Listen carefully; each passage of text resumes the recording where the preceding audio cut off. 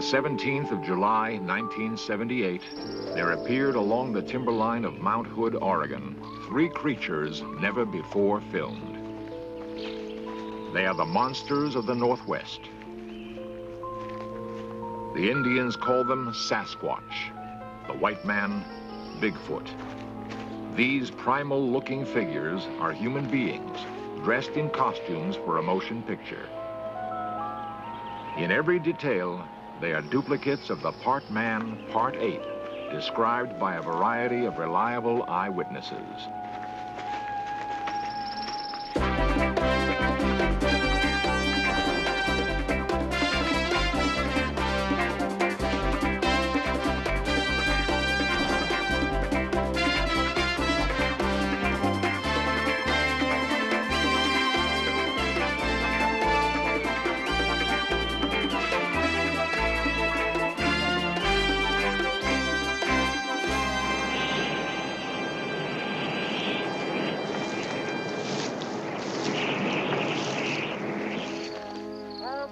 Arch Buckley has no doubt about the existence of the monster known as Bigfoot. On the night of June 17th, 1970, after 40 years of searching, Arch was soon to be rewarded by a sight he will never forget.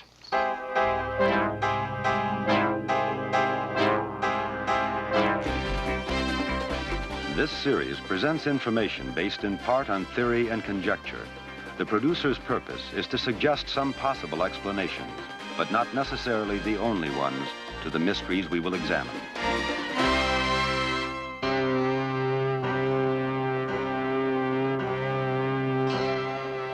Loch Ness, the lovely 24-mile-long lake in Scotland, has sustained an incredible legend for some 16 centuries. That living somewhere beneath its placid surface is a giant prehistoric monster.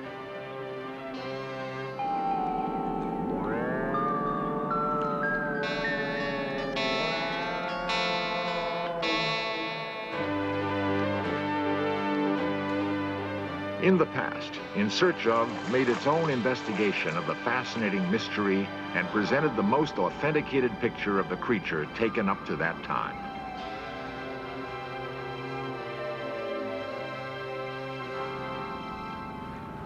Interesting is what's come out of Two it well-known since. investigators bring us up to date. Peter Byrne, whose specialty is Bigfoot and the abominable snowman, interviewed Tim Dimsdale, considered a leading expert on the Loch Ness monster. And incidentally, what is new? What's been discovered in this last 6 months or so? Well, there's been some very exciting new developments. Last summer, surface photography, there was some two color stills in 35 shot at about 100 yards of a head and neck out of the water. And this is very exciting stuff. It really is, yes. What do you really think these creatures at Loch Ness are? I think the most exciting, dramatic, and probably the most likely theory, in my humble view, is that it is a survival, an evolved species of plesiosaur. These were the marine saurians that used to live at sea in the Cretaceous period 70 million years ago, which means they've had a long time to adapt and get bigger. They've got bigger. If this is a plesiosaur, it's got much bigger. And of course, if that's the case, it's enormously exciting. It's very exciting anyway. How could they have existed all this time and survived in a place like Loch Ness? Well, we have the classic case. How could they have survived? The classic case of the coelacanth, archaic species of fish, which was supposed to have conked out at the same time, incidentally, in the Cretaceous. And they found them off Madagascar. It didn't. Crocodiles are saurians. They haven't changed at all. It's not impossible that this thing has continued to survive in the sea, and that Loch Ness used to be connected to the sea quite recently. Land rose, it got cut off. So it's not impossible. It's unlikely, but it's not impossible. The fact of the matter is that these animals are real. Whatever they are, they exist. Like your Bigfoot. Thousands of miles away, along the foggy Northern California coast, a unique group of men carry on the search for Bigfoot. They are not hunters in the usual sense. They wield no guns. They spend months each year tracing every available clue, hoping to make contact with the creature they know exists and is endangered by man.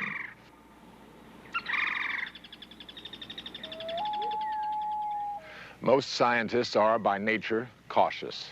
Quite properly, they don't announce discoveries until they have substantial proof to support their claims.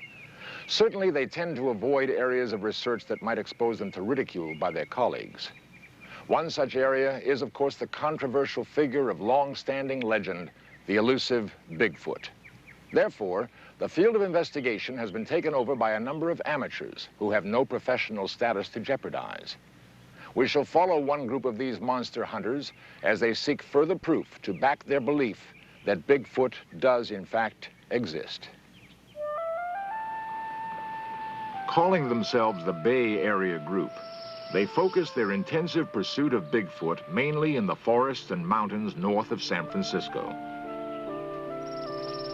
Led by Arch Buckley, they've narrowed their searching to particular areas where prior evidences of the creature have been uncovered.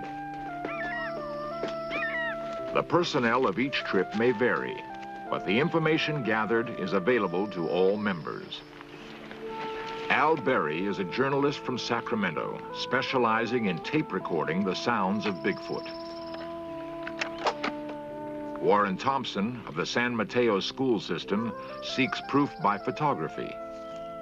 Spotting lairs where Bigfoot may have slept is of major interest to Steve Sanders, zoologist and veterinarian. Arch is a footprint expert, but for him, the method of communication is all important. I saw a Bigfoot. I've had one sighting, but I've had numerous incidents where I've been able to develop somewhat of a rapport with them. How? Well, there's a great deal more love in this world than it's ever expressed. And animals are no different than people. And if you think positively and act positively, and through the media of soft voice, it's amazing how you can develop a rapport with wild animals. And I'm not talking about park animals. I'm talking about wild animals. And Bigfoot is no different. The group believes they are dealing with a nocturnal, nomadic creature who keeps constantly on the move. One of the reasons it's been so hard to capture it on film. I don't think so. They're,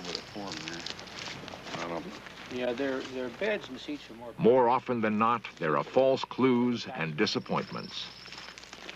When not camping out, the group headquarters in remote lodges. As expected, Bigfoot dominates their conversations. We feel in the Bay Area group that we're dealing with a species that's already an endangered species. And under no circumstances do we recommend going out and shooting one. One may rightly ask what inspires the group's belief and commitment. What first convinced me that these creatures exist was an incident that I had in 1969, camping about 20 miles north of the confluence of the Klamath and Trinity Rivers in Northern California, when one of these creatures, about 4 in the morning, walked by the side of the tent into the campground, and we were awakened. A commotion from the inside of the tent startled the creature, and it ran off into the brush. And when it became light enough to go out and see, the trail of prints that it had left, 16-inch prints, very human in appearance, with a stride of 56 to 60 inches between them, is what made a believer out of me. Footprints, bits of hair that defy classification, all intriguing evidence that an unusual creature inhabits the woods have been found at one time or another. Also, a unique sound has been heard. It was a remote, high mountain area, and I was aware that there had been some strange goings-on in this area from accounts of the people who had been there. And it was a long hike in, and I got in there in the late afternoon. I set my tape recorder up. I put my mic, taped it to a tree a little ways away from where I'd be bedding down, and then proceeded to wait along and see what developed. Al Berry recreates for us what happened on the night of October 21st, 1972.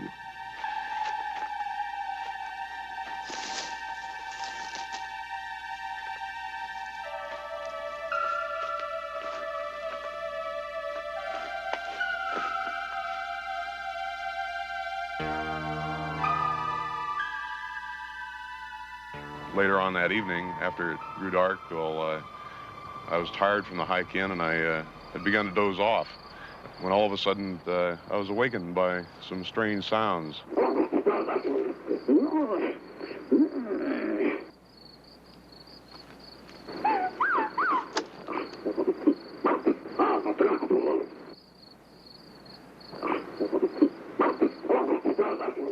It was very startling. I didn't know what to think. I had very mixed emotions. On one hand, I was wondering, well, could somebody possibly be out there doing it, some human being? And on the other hand, viscerally, my knees were shaking and my insides were turning a bit, and I was wondering if maybe what I was hearing was some creature that was stranger than anything that we knew.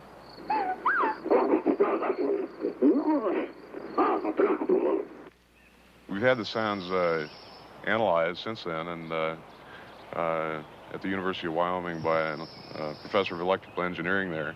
And the results are the sounds could not have been made by man or any known animal. Professor Curlin of the University of Wyoming confirmed to In Search Of that Al's tape was tested and shown not to have been artificially manufactured.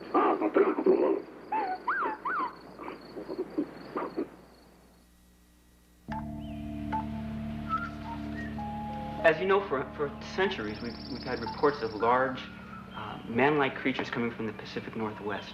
Reports from reputable individuals from all walks of life.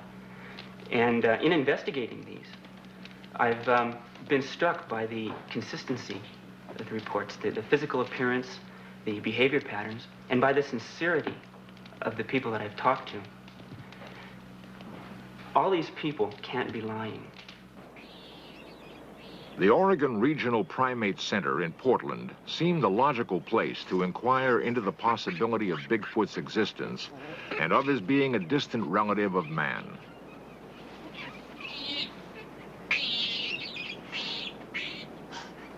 Is it conceivable that a form of man-ape has persisted in the wilds of the Northwest for eons?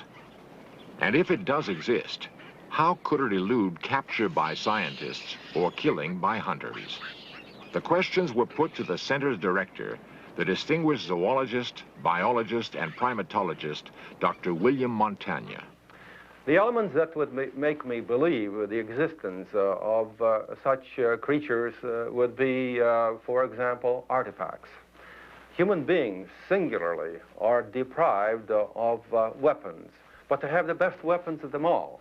They have a pair of hands with which they make weapons, and these hands are intimately attached to the central nervous system, and therefore they don't need natural weapons.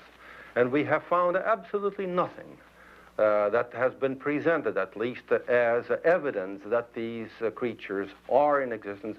If they were humanoid, they would have certainly used their hands to make weapons. Most scientists want to play it safe. They want to be sure that they're delving with something that they can actually draw a finding and a conclusion. I am not a specialist in hallucinations. I am sure that people who claim to have seen have in fact seen it. But I'm sure that people claim to have seen God. And I'm sure they have seen it, but they cannot prove to me that they have. Now, we feel that we have enough information in relation just to our footprints and some of the information that we have gathered. We know positively in our own mind that we're dealing with a humanoid primate. From what alleged evidence has been presented to me, I have to admit that it is a hoax indeed. Nevertheless, in June of 1978, the University of British Columbia held an international conference on the subject of Bigfoot's existence. For the first time, a major academic institution had taken notice of, let alone dignified, this controversial subject. And in the process leaves the medicine songs and divining crystal. Perhaps something of the same pattern can be discerned for Sasquatch. According to Wayne Suttles' presentation last night, the image of Sasquatch has changed over the years. Bigfoot Sasquatch Information Service Incorporated has the largest files on Bigfoot Sasquatch research in the world. I really think there's a metastructure to it. It's, you know, the papers are arranged in a logical. The conference ended with no official conclusion as to Bigfoot's existence or non-existence. Particularly when there's been a sighting. As laymen mingled with professional investigators, however, Bigfoot believers were encouraged by a sense that a new degree of credibility had been brought to a subject heretofore considered only a myth. The scientific community is still, to say the least, skeptical. We're going to be making a presentation on Saturday, and hopefully, you know, we'll get the sounds out and in front of people where they can hear them as they're pretty much recorded. I've read the summary, and it's very interesting. Yes, it looks as though it might be onto something. It really does.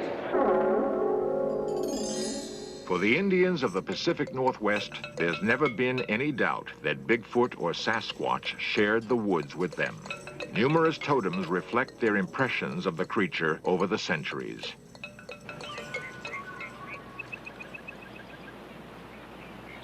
Despite Indian lore and much inexplicable evidence, Bigfoot has yet to be proven a fact of nature. But after 40 years of tireless searching, Arch Buckley claims to have had the definitive experience that erased any possible doubt for him. But in our particular technique, we knew that this particular group of big feet were in a specific area. And for several weeks, we were attempting to develop a rapport with them. I think we were successful because one day I was able to bring Bigfoot down from the wilderness area to where I had established my base camp on the fringe of the wilderness area. Arch reenacted For In Search Of what happened starting on a late afternoon in June 1970.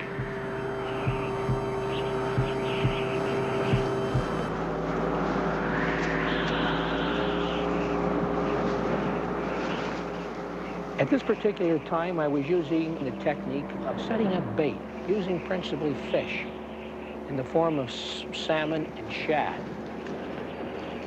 Several times during the course of developing this rapport, Bigfoot had come into my campsite and taken my bait.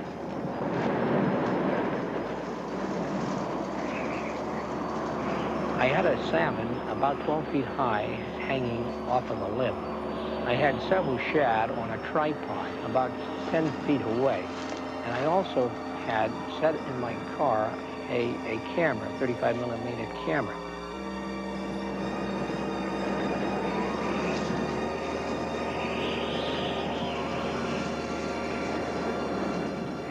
During the course of the night, it was sort of a cat and mouse game. I tried to induce him to come into my campsite. Ook, ook, old friend, old buck friend, ook. I used the word ook. It's a word that I picked up a number of years ago. Just for you, ook. Come on, old friend. Fish. Fish. I knew that he was close by. He was no more than maybe about 30 yards away from me. Ook, old friend. Old buck friend, ook. Ook. Ook. Ook, old friend. Old buck friend, ook. I realized that I couldn't induce him to come in. So I thought, well, maybe I'll get in my car. Maybe this would have a change of effect on him. I was hoping that he would take the bait and maybe I could get a shot of him with my 35mm camera. He swung around and I caught him. I caught him from about the waist on up. I was so impressed with the luminous glare of his eyes. He was looking right at me. He was very powerfully built.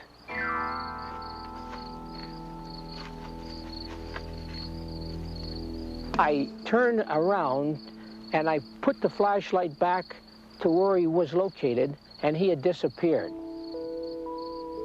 Although Arch did not get his picture, for a few magic moments he had confirmed for himself that his years of waiting had not been in vain, that Bigfoot does exist. And despite the disbelief of the scientific community, needs dedicated men like himself and the Bay Area group to carry on the cause.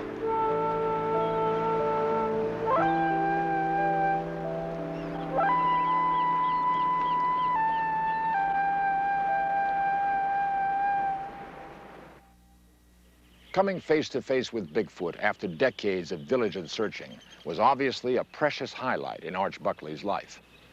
But he insists that as important to him is the hope that when and if Bigfoot is proven to all to exist, legislation will be passed to declare and protect it as an endangered species. Undoubtedly, his hope can't be realized until science takes a more serious look at this persistent phenomenon. In the meantime, Arch and the Bay Area group are passing on their considerable store of information to interested young students, with the expectation they will enter the scientific world with an open mind on the subject. Students like Donald Rue. I understand you're enrolling at the University of California. Well, I'm planning to study behavioral and evolutionary anthropology. Because, like you said, I'd like to understand the behavior of their existence, how they act, you know. Where do they go during the day and what do they do? And with this kind of background, I'd be able to understand the behavior patterns that I observe in the field. And then also with the evolutionary aspect, I'd like to find out where they fit in man's evolution. Are they on a parallel branch, or are they directly our ancestors? I doubt that, but it's possible. And how do they fit in? I'm curious. Well, this is what George and I had in mind when we organized our Bay Area group. And it's going to be... It appears that the Bay Area group's wish to preserve both belief in and compassion for Bigfoot will be fulfilled.